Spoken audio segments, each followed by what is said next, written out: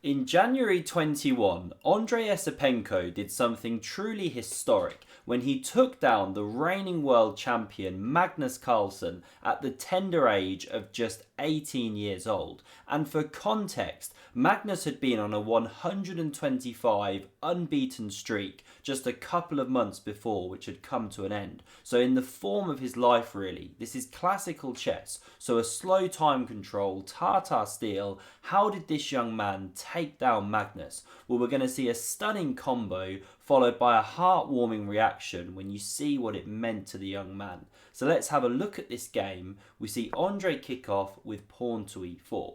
Magnus goes for the Sicilian. He wants a fight, he wants to win. His opponent's almost 200 points lower rated. Now we see knight to f3, d6, d4 starts the open Sicilian here, and after these standard opening moves, we move down the route of the Najdorf variation with this pawn to a6. And now there are so many options for white. There's literally 21 tried and tested moves in chess.com here in the database, but the one that Andrey goes for is bishop e2, third most popular. And we're going to see that he's actually setting up a very aggressive idea. So after e6 from Magnus, not opting for e5, which was an option, going for the so-called Scheveningen setup, pawn structure, always a hard word to say that, bishop e3, bishop e7. Well, now we see Andrey's point. He goes g4, very, very aggressive, one of the more rare continuations. And Magnus now, he takes it down even more of a sideline because the theoretical response here is pawn d5. And it makes some sense because they say if you're getting attacked on the flank, counter in the centre. And the idea of this is that if white carries on with g5, you can hop your knight in here, decent game. Equally, if e5, same idea, jumping in here. And if liquidating on d5, will we capture, queen takes back, again, black is doing okay. Not to say white can't play like this, it's a different game, but that's the theoretical response. But Magnus, he goes pawn b5, arguably a bit more ambitious. Now g5 comes, it drives the knight back, and this is awesome now from Esipenko. He's well prepared. So he could go f4 and defend this pawn from this double battery attack of queen and bishop, or he could go queen d2. But he instead goes a3, secures this knight on c3 from a b4 pawn push, and he's now giving Magnus this pawn. Magnus takes up the gauntlet here, chops the pawn, and after queen d2, chops on e3, queen recaptures, we can see that white's already got a big initiative for the sake of a pawn.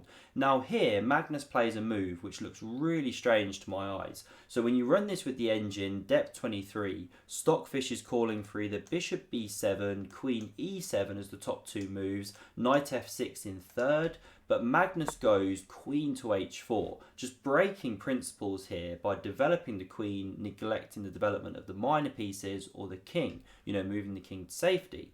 Now, what's Magnus's idea? Well, I'm not entirely sure. Maybe he wanted to stop the h-pawn pushing. Maybe he wanted to stop the queen from transferring. The f-pawn's now pinned. Not sure. But after rook g1, great move, leaving this pawn on prise, because if captures, castle queenside is coming, huge attack.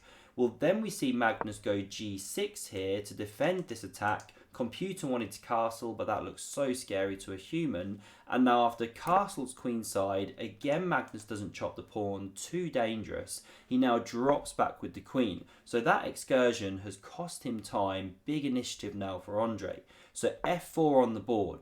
Bishop b7 from Magnus. Again, he's worried to castle into f5 moves. Big attack coming. King b1, great prophylaxis. And now here, Magnus makes a blunder. But just before I show you this fateful move, quick shout out to AIMCHESS, sponsors of this video. If you're looking to improve your chess, then you've got to try this one out. Completely free. I rate it so highly. Check out the next 21 seconds for a quick preview. This is for you. Is this you toiling away, trying to improve your chess? If so, you need AIMCHESS in your life. They'll take your recent game data from Lichess, chess.com, bring in personalized lessons and skyrocket your rating. Use the link down below, try it for free, and code EPIC at checkout will get you discount if you do want a premium plan. So here, Magnus plays knight to c6. This is a blunder. But how do you punish it? What's the move for white to play here? And the key here, the trick to look out for, is unprotected pieces. Look for unprotected pieces in the black position. It should lead you to the combination. So the way to play is with knight takes on b5, this knight from c3. What's the idea? Well, after pawn recaptures, then you take on c6, bishop recaptures, and the reason you gave up this knight first was to clear the c3 square for the queen. And look at this double attack. Bishop on c6, rook on h8. And it really reminds me actually of this Vishy Anand game versus Garry Kasparov. It's like Kasparov's most famous blunder on YouTube. YouTube it after this video or something.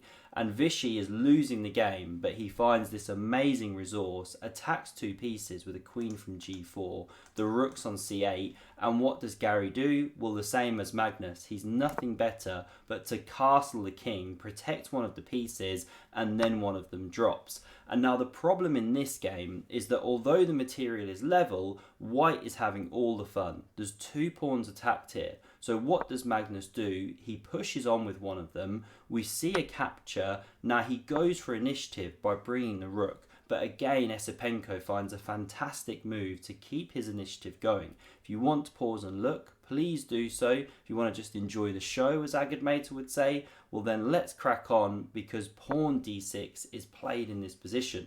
Now what's white doing? Well, counter-attacking the queen. So if you take here, we take here, and this is just really good for white. You can see that eval bar going, because the d file is now opened, the knight is attacked, and there's lots of ideas as well of bringing the rook down there, promoting the pawn, etc. So you cannot take the queen, jumping back here.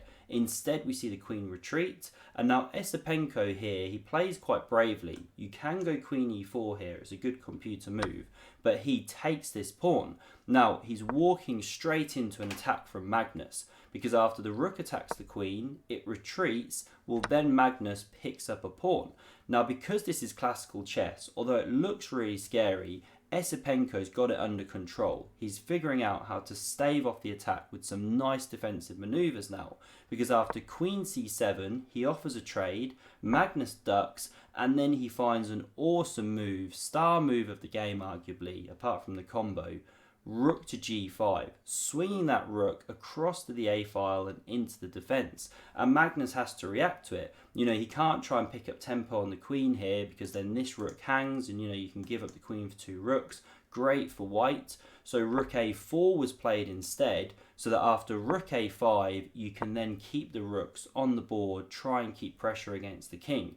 But simple move, pawn b3 defense, and now this one drops back, kicks the queen, and queen d8. Magnus trying to come onto these dark squares, look for some tricks. Bishop f3 hits the rook, it saves itself.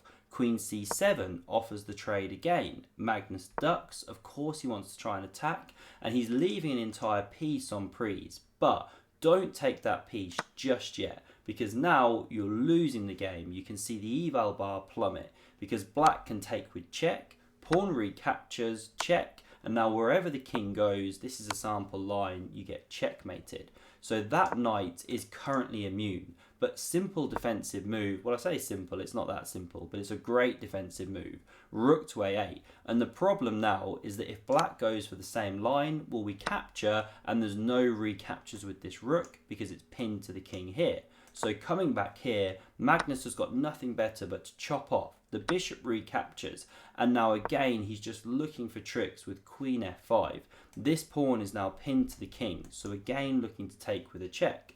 But king b2 simply defends that pawn, and now rook b5 drops back. Magnus takes the knight, and by the way, you couldn't save the knight at all, or the pawn just runs through. And now rook c5, looking for an attack on that pawn, was defended. Queen takes on f4, queen e8 check, king g7, pawn d7, and this forced resignation from the world champion. Why? Because if you check, say from here or here, doesn't matter where, you can simply block with the pawn, and if there's another check, well then the rook slides up, there's no more checks, this pawn is going through. And this is the moment where Magnus Carlsen resigns the game to Andrey Esipenko. Look what it means to the young man, look how happy he is, and look at that huge smile when he finally was able to get out of the game, out of the hall, and soak up the accomplishment of what he had done. Awesome game, and if you want to see another fantastic one from the world champion, then check out this video on screen. Thanks very much for watching, and see you soon.